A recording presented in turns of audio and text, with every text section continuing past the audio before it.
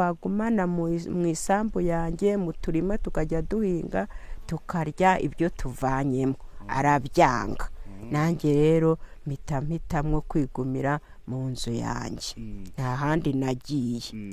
Hanyuma reka duse n'abagaruka inyuma rero hare wari utangiriye Alivera ku myaka 56 umuntu ashobora kudahita yumva neza ukuntu umuntu yaba atarahura n'umugabo.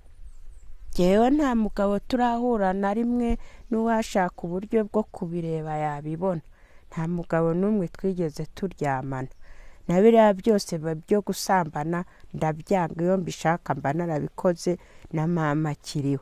None rero nabonye nsigaye ndi no mu rugo jyenyine abantu barakomeza baranshukashuka ariko narabyanze.